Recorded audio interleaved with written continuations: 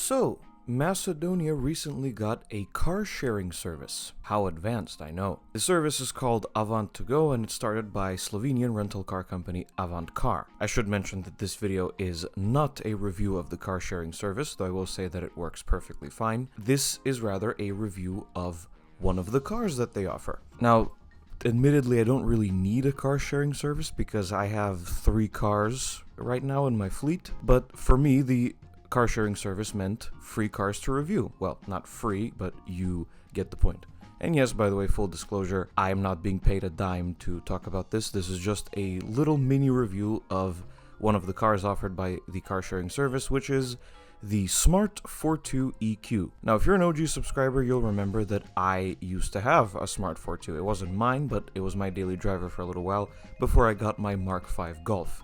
So it's a car that I'm quite deeply familiar with. Now, the first gen Smart Fortwo, as innovative and as interesting as it was, it had its fair share of problems. And this video is not my first time driving the electric smart car. I'd actually driven it before this, but I was curious when I first drove the electric smart car how things have changed in the 15 years or so since the first gen car, or rather the first gen that I had. That was an 03 model, and my goodness, have they changed quite a bit. So the EQ Smart Fortwo, or Smart Fortwo EQ, or even Smart Fortwo electric drive if you prefer, was a tiny electric city car, and the range and the horsepower figures kind of reflected that. It has a maximum range of 160 kilometers or 100 miles in the idealist of conditions that you can think of. It has a tiny little electric motor mounted at the rear. It has about 83 horsepower. It does 100 kilometers per hour in 11.6 seconds, and it'll top out at 130 kilometers an hour, which is the highway speed limit in most European countries, and converts to roughly 81 miles an hour. But that doesn't tell you anything about the driving experience, and my goodness, the driving experience was excellent. By the way, sorry about the crooked steering wheel. That's not an issue with my camera. It was an issue with this specific car. I really hope that the company sorts this out in good time. But the electric Smart Fortwo is such a blast to drive in town, even at lower speeds.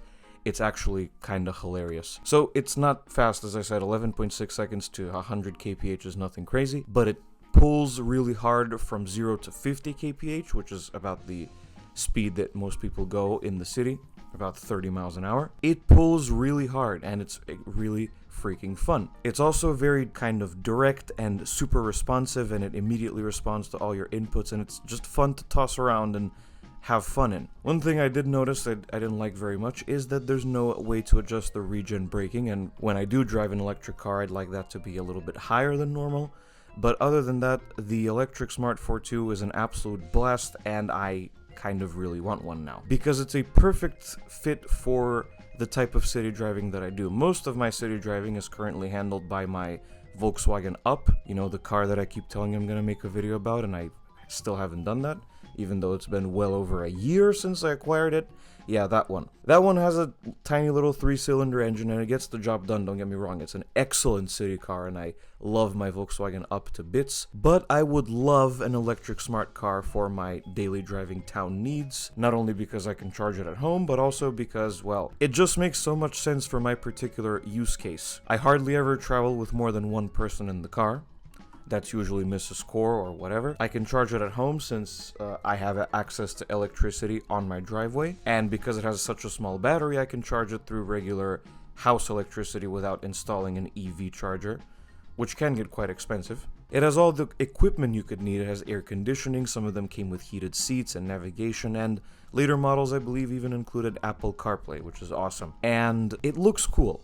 Like, let's not mess around too much here. The Smart Fortwo is a cool looking little car.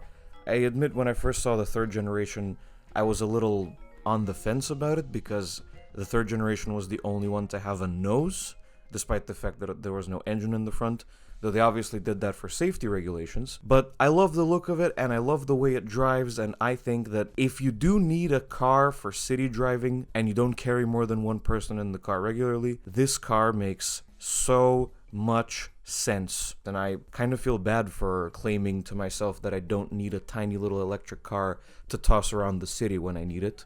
As it turns out, I very much do. What a brilliant little thing. And another benefit of the electric smart car on the used market is that they've depreciated off a cliff. These things were something like 30,000 US dollars, or equivalent of back in 2017, 2018. I believe this is at least a 2018 model, because even though it has the old design, it's still called the the EQ, not the electric drive. But you can get one of these for less than $10,000 in Germany and other Western European markets. So I believe my case has been rested. This is a fantastic little car, and I'm really sad that they went out of production. And I really hope that I will be able to get one in good time, so I can have it at my house at all times and tell you more about it. And I hope that Smart comes to its senses and brings back the Fortwo electric car. Please bring it back. And that's gonna be about it for this video, everybody. So it was a short little review. I plan to do a little mini review on the other two cars that Avant2Go currently offers. So there's a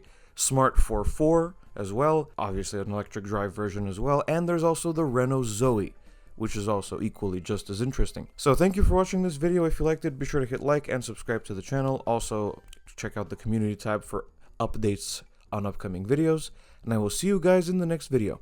Goodbye.